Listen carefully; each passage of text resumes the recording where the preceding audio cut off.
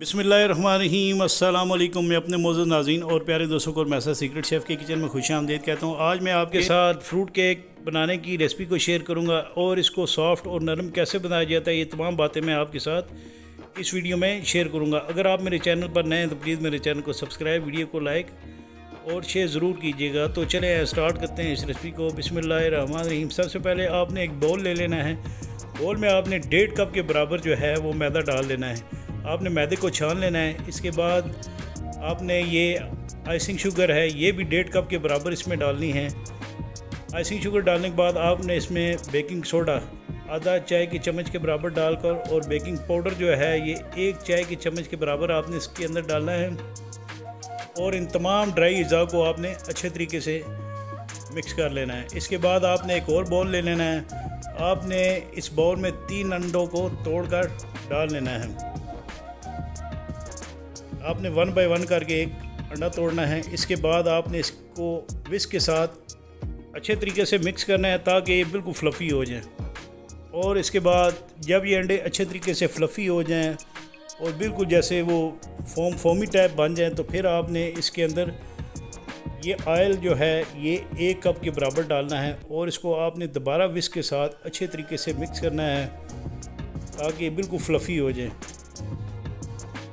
जब ये अंडे फ्लफ़ी हो जाएं तो आपने इसके अंदर मैदा थोड़ा थोड़ा करके डालना है और इसके बाद आपने इस तरह स्पून के साथ इसको हल्के आंच से मिक्स करना है। ये जब थोड़ा सा मिक्स हो जाए तो इसके बाद आपने विस्क के साथ इसको अच्छे तरीके से मिक्स करना है। अच्छे से तरीके से मिक्स करने के बाद आपने थोड़ा थोड़ा मैदा जो है ना स्टेप बाय स्टेप करके डालना है। इसके बाद आपने इस मिक्सचर में वनीला एसेंस चंद कतरे डालने हैं। लेमन एसेंस भी होता है, वो भी आप इसमें डाल सकते हैं। तो इससे ये होगा कि जो अंडों की स्मेल आती है वो नहीं आएगी। अगर ये बैटर थोड़ा सा थिक है तो आपने इसके अंदर थोड़ा सा दूध डाल लेना है 1/4 कप के बराबर, ताकि ये बिल्कुल थोड़ा सा पतला बैटर बने। तो आपने विस्क के साथ इसको अच्छे तरीके से इसी तरह मिक्स करते रहना है।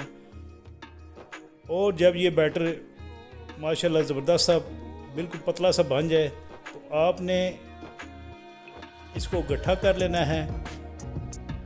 और ये देखें, ये इस तरह आपने इस बैटर को बना लेना है। इसके बाद ये मैं मोल्ड ले लूँगा। एक मोल्ड के तय में आपने जो है बटर का इस्तेमाल करना है ब्रश के साथ, या आप ऑयल का इस्तेमाल कर सकते हैं। इसके बाद आपने बटर पेपर इसके ऊपर लगा कर रखना है। और इसके बाद हमने जो मिक्सर बना कर रखा हुआ था ये इस मोल्ड के अंदर डाल देना है। जब ये तमाम मिक्सर आप इसके अंदर डाल लें, जब ये मिक्सर डाल लें तो आपने इसको 3 दफ़ा जो है ना शेल्फ पे ज़ोर ज़ोर से प्रेस करना है, यानी वो उठा के 2-3 दफ़ा नीचे फेंकना है इसको, ताकि इसके अंदर जो बबल्स हैं वो ख़त्म हो जाएं। तो इसके बाद मैं इसको बेकिंग के लिए चूल्हे पर रख दूँगा। आपने एक देचकी ले लेनी है, उसके ऊपर आपने स्टैंड रख लेना है। आपने देचकी को 4 से 5 मिनट तक गर्म करना है। और इसके बाद आपने ये जो मोल्ड है फ्रूट केक वाला, ये आपने इसके अंदर रख देना है। और इसके बाद आपने ये मुरब्बा अशरफियाँ जो हैं ये इसमें डाल देनी है। ये तकरीबन आधा कप के बराबर हैं। और इसके बाद आपने इसको इस तरह ऊपर हिला लेना है और इसको आपने कवर करना है। कवर करने के बाद आपने इसको तकरीबन 40 से 45 मिनट तक बेक करना है लो मीडियम हीट पर। तो 40 से 45 मिनट गुजरने के बाद आपने इसको यानी इसी टाइम के दौरान आपने बार बार इसको चेक करना है। 40 से 45 मिनट गुजरने के बाद ये मैं इसको चेक कर लूँगा। और इसके बाद बम्बू स्टिक के ज़रिए आप इसको चेक कर लें।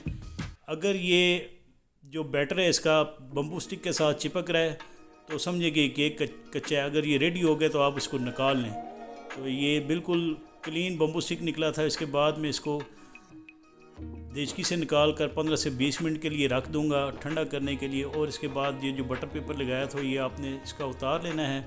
इसके बाद आपने इसकी कटिंग कर लेनी है नाइफ़ से। तो इंशाल्लाह मुझे उम्मीद है कि आपको मेरी ये बनाई हुई रेसिपी ज़रूर पसंद आएगी। इसके साथ ही मैं अपने मौजूद नाज़रीन और प्यारे दोस्तों से इजाज़त चाहता हूँ। अल्लाह ताला आप सबका आमीन नासिर।